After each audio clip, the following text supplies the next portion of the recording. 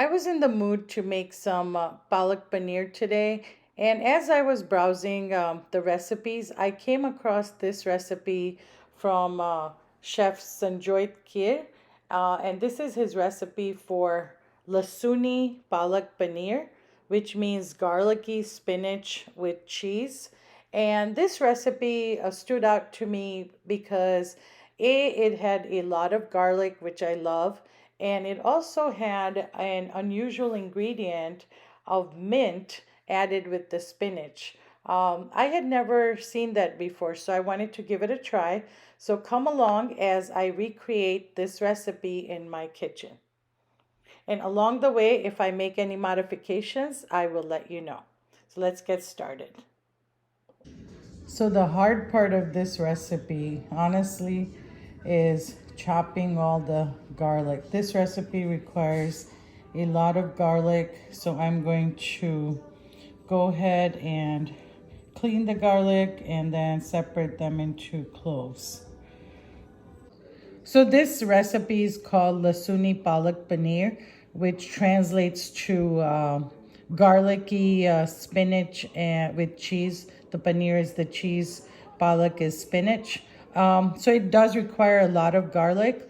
Most of the garlic it requires, it just wants to take one clove and then just make half of it. So I'm going to take, this is about 20 cloves of garlic. I'm going to take about 15 cloves and just cut it in half. And the rest I'm going to chop into small pieces. I need garlic at 3 different stages for this recipe. So I have separated out into 3 piles. The big one is for frying and making garlic oil. And then the second is just during cooking. And then the last one is when I do the final step or tadka. So that's why I have 3 separate piles of garlic. You know, I've never bought those peeled garlic cloves that I see in the stores, but I'm seriously tempted to because this is the part that is not my favorite, is peeling and chopping all the garlic. So, and I use garlic so much in almost all the dishes that I'm kind of tempted to buy those peeled garlic cloves. Anyway, let's get on with the recipe. Next, I'm going to make the garlic oil that we need for the cooking. I have about 3 tablespoons of oil heating in a heavy bottom pan. Once the oil gets hot, I'm going to add my garlic halves and then fry them until they're golden brown. And then I will use the reserved oil to not only fry the paneer, but also to make the gravy. So that's why there's 3 tablespoons of oil, because I'm going to use that oil for all the steps. So wait till the oil gets hot, add the garlic, and then fry it till golden brown. Okay, my oil is sufficiently hot, so I've taken the big pieces of garlic and I'm going to fry them until they're golden brown, and then use the oil for frying the paneer as well as making the gravy. Okay, one tip, don't walk away while frying the garlic. It browns quickly. And make sure you stir often so that it gets nice and golden brown on all sides. My garlic has browned nicely. I'm going to take that out, and I'll take out some of the oil for the gravy, and then fry the paneer in the rest of the oil. Here is my block of paneer. I'm going to cut this paneer in half this way and then cut it into cubes. Okay, so as you can see, I have cut the paneer in half lengthwise. Now I'm going to take both halves and cut them into smaller cubes. So here are how I'm cutting my paneer cubes. I cut into 4 1-inch strips, and then I'm cutting 8 strips into 3. And then remember, it's already cut in half, so each strip will give me 6 pieces. Okay, be careful when frying paneer because it will splatter. Next time, I think I'll make the paneer, just frying part, into a non-stick skillet. I was trying to save a dish to wash, and I was trying to use the same skillet, but I think I don't want the paneer sticking, so I think next time I might fry it in a non-stick pan. But for now, I think it'll be fine.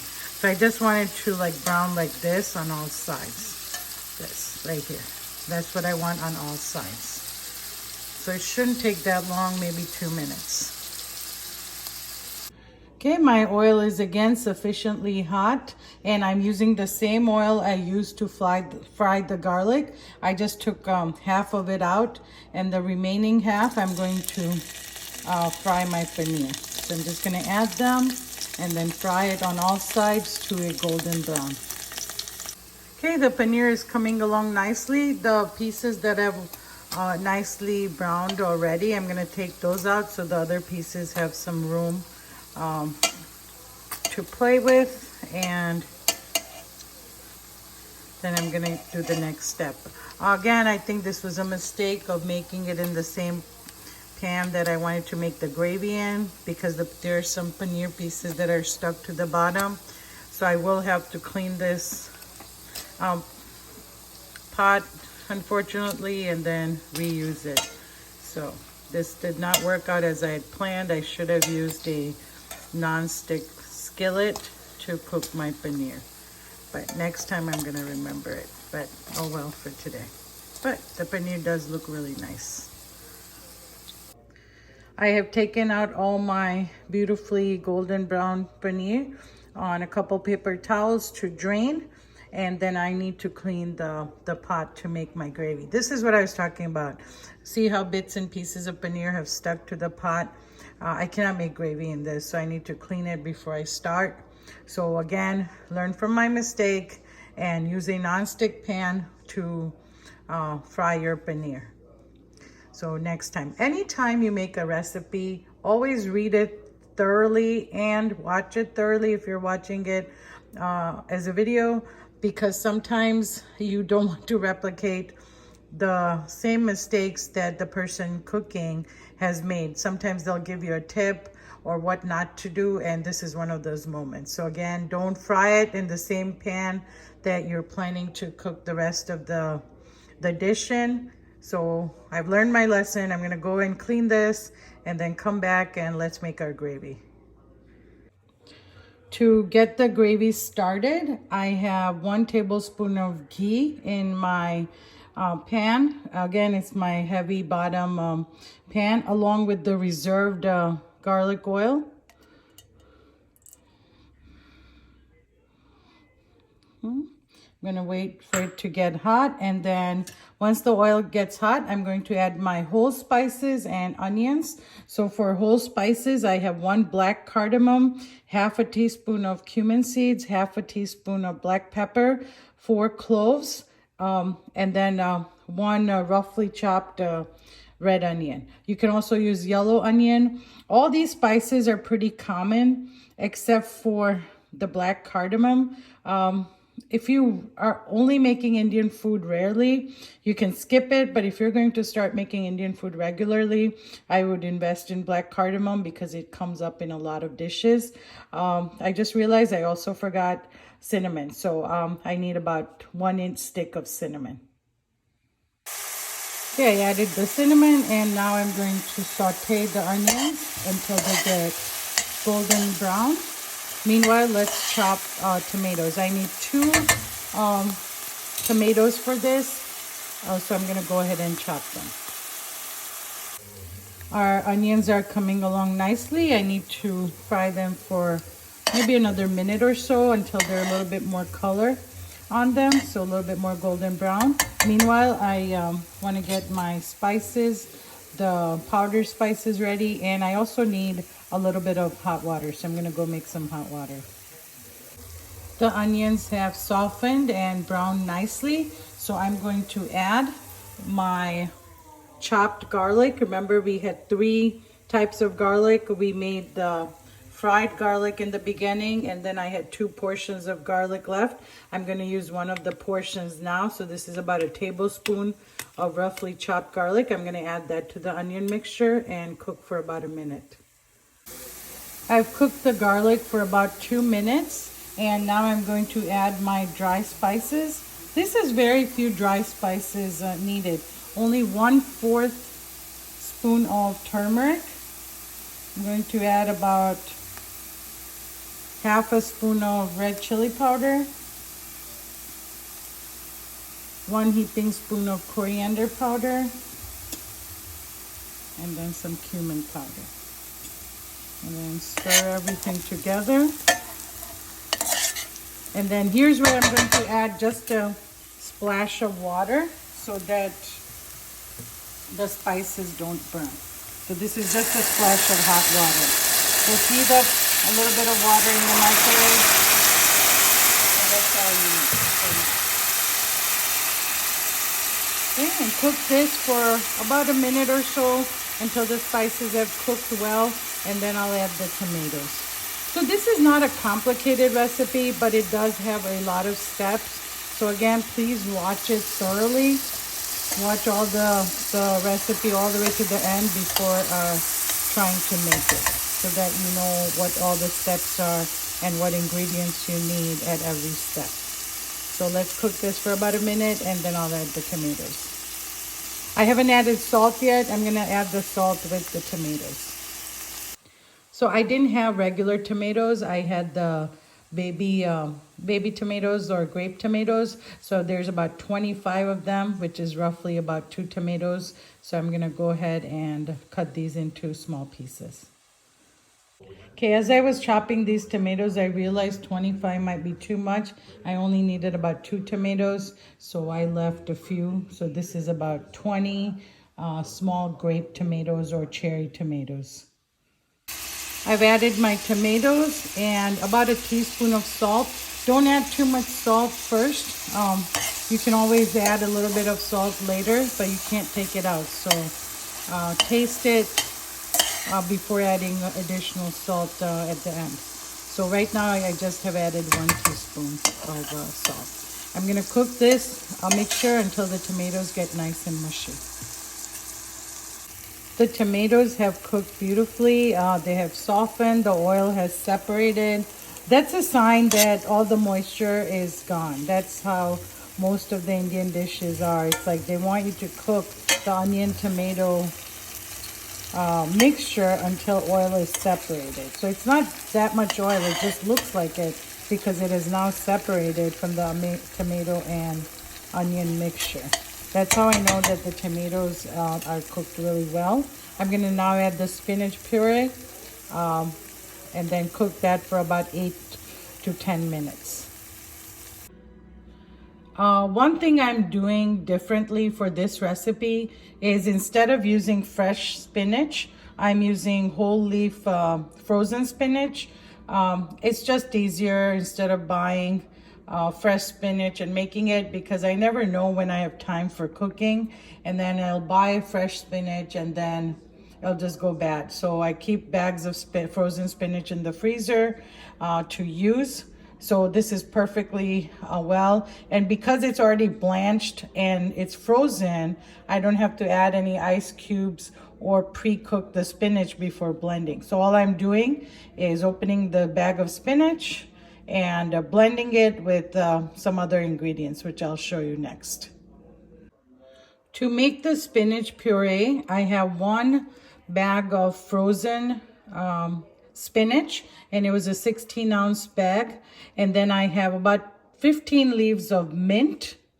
I have about small handful of coriander leaves, 2 green chilies, and then 1 spoon of minced ginger. You know that I don't like the ginger fiber, so if I had put a whole piece of ginger, it might have gotten fibrous, because some pieces of ginger have a lot of fiber in it. So I always like to mince it before I puree things. So 1 spoon of ginger, 2 green chilies, handful of coriander, about 15 leaves of mint, and then 1 bag of frozen spinach. I'm going to put it in my blender and then make it into a fine puree. Okay, I'm gonna blend all the ingredients together. At first, I'm going to try and blend this without water because my spinach is frozen, so it has a little bit of water still in there. I didn't squeeze it dry or anything. So let's see if I can grind this without water. If or if I need it, then I will add a little bit of water as required. But it's a pretty powerful blender, so hopefully it will blend nicely.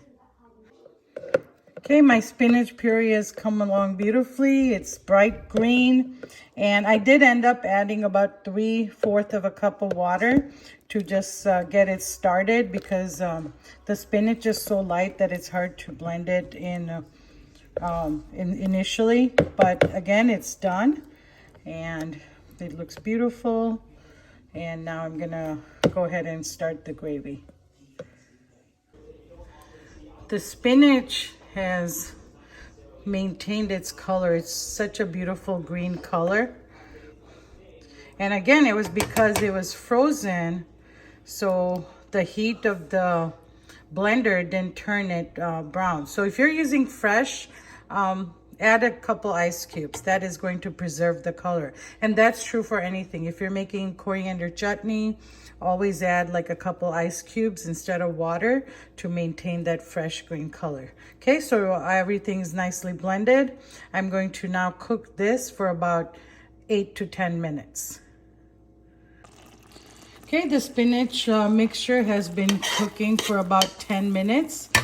So now I'm going to go ahead and add my fried garlic that I fried at the beginning, and then a splash of heavy cream. Just a splash. If you don't want to add the heavy cream, that's optional. But I think adding the heavy cream is a little bit nice touch. So just a splash.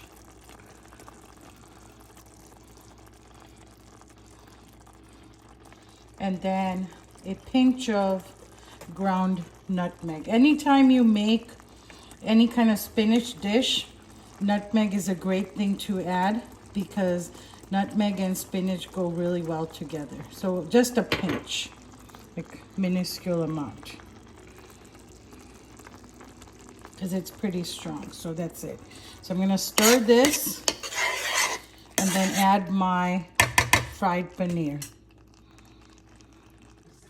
So I decided not to add all the pieces of paneer. I added about 3/4. I reserved some because I'm going to make another dish, the Matar paneer, which is peas and paneer together. That's also very delicious vegetable combination. So I've reserved the fried paneer for that. You can add, of course, all of it if you love paneer, but I don't want to eat too much paneer. I wanted the spinach to shine through, so I decided not to add as much. So I added 3/4 of the paneer pieces, along with, I'm going to squeeze about half a lemon. And this is almost done. Please seed your lemon so the lemon seed does not go in your thing. There we go. And almost done. So cooking thing is done for this dish. We just have to now do one final finishing step, and then we're ready to eat. Okay, I plated my Palak Paneer. Now I just have to do some tempering, finishing touch. So let's see how that works. But again, look at that beautiful green color. So it has retained that nice green color. All right, let's finish up the final step, and then we're ready to eat. For the final step, I'm going to temper some ghee with that last piece of garlic, last portion of garlic, 1 tablespoon of ghee, and a couple red chili peppers, and then top off my the spinach mixture. So I have a pot getting hot. I'm going to add the ghee.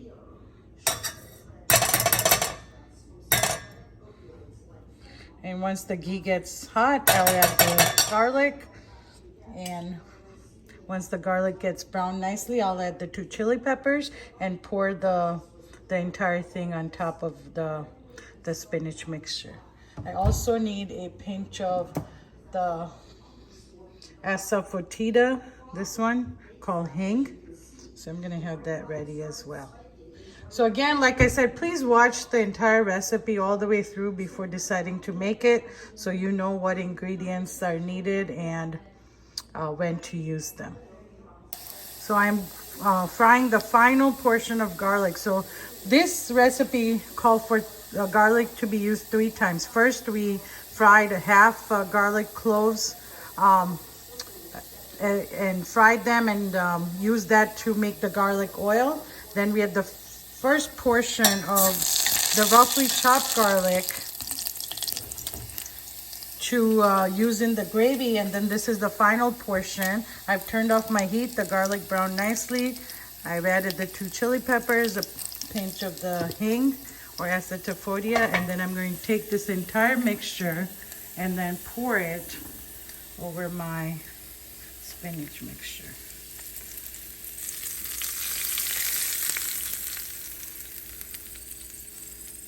There we go. And you want all that good garlic in there. Right, and our dish is done. So let's go ahead and eat this Lasooni Palak Paneer for lunch. As always, if you like this recipe, please don't forget to subscribe and press the bell icon so you can get notified whenever I drop in new recipes.